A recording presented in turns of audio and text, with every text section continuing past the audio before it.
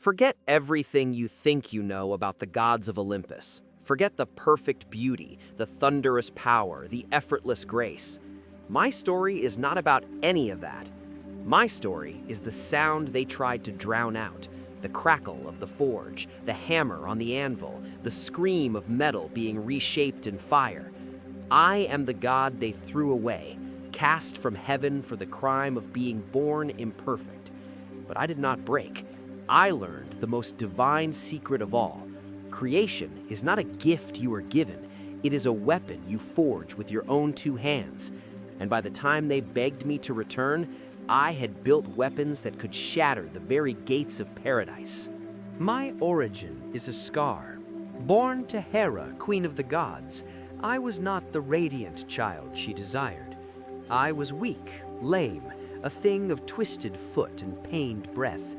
In her divine shame, in a moment of perfect, monstrous clarity, she took me to the edge of Olympus and let go. I fell for a day and a night, not into the arms of mortals, but into the churning, endless sea. But the sea did not claim me. Thetis and Eurynome, the sea nymphs, did.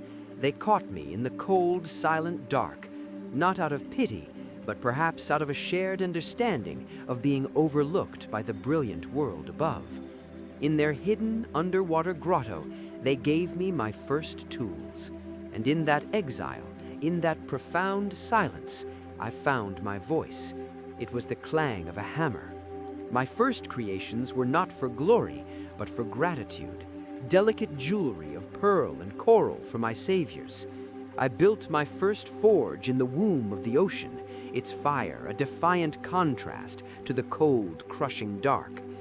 What does a child god, forged in rejection and the deep sea, create when his only motivation is gratitude?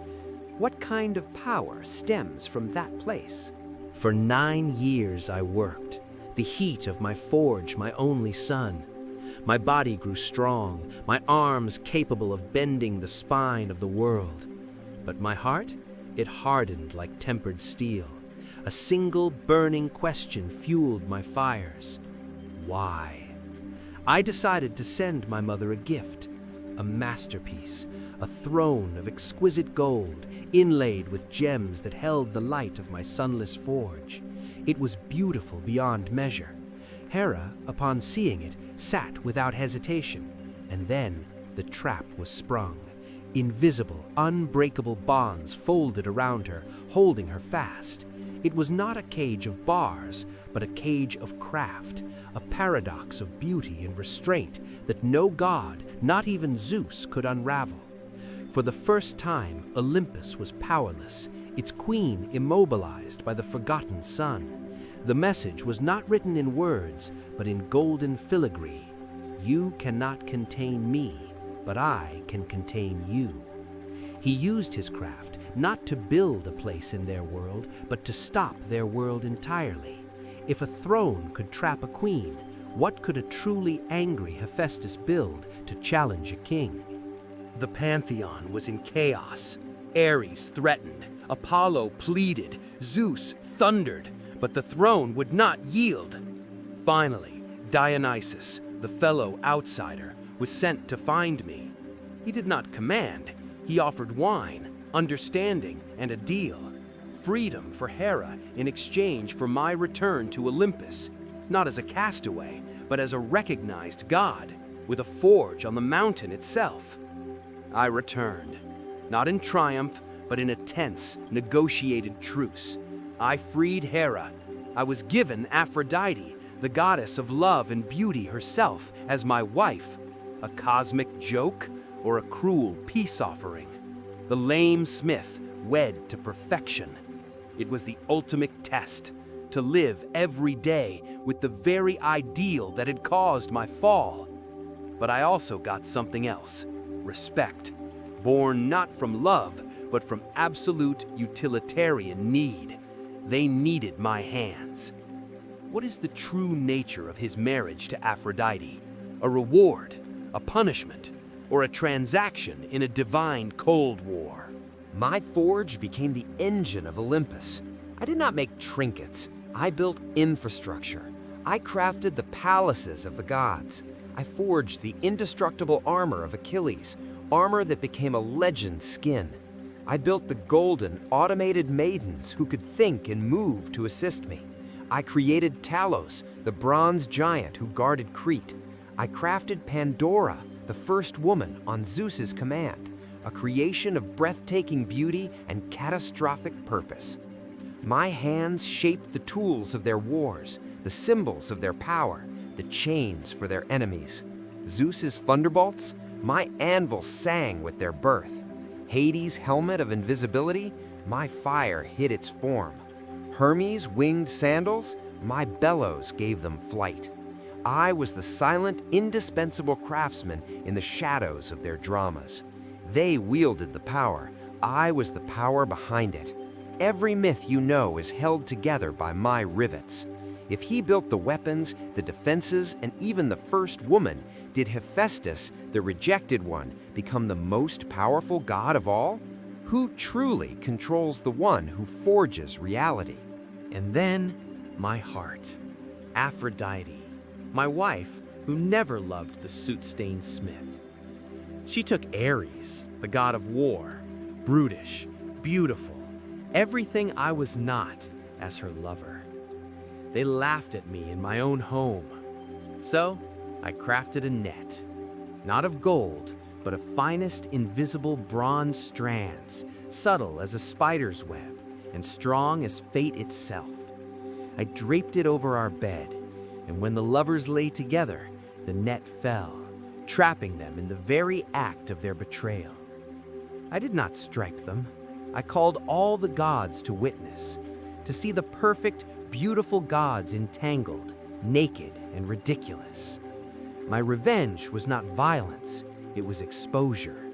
It was turning their beauty into a joke, their passion into a public spectacle. The laughter of the gods that day was not at me, but at them. I traded humiliation for humiliation and won with cold, precise engineering. But victory is ashes when you hold a heart of cold iron. After such a profound public heartbreak, what happens to the creative drive of a maker god? Does his forge turn to darker, more dangerous inventions? Among the immortals, I found only need or mockery, but among mortals, I found kinship. In my forge on Olympus, I was the god's mechanic, but in my foundry on the volcanic island of Lemnos, I was a teacher. I taught humanity the secrets of metal. I showed them how to turn rock into tool, ore into progress.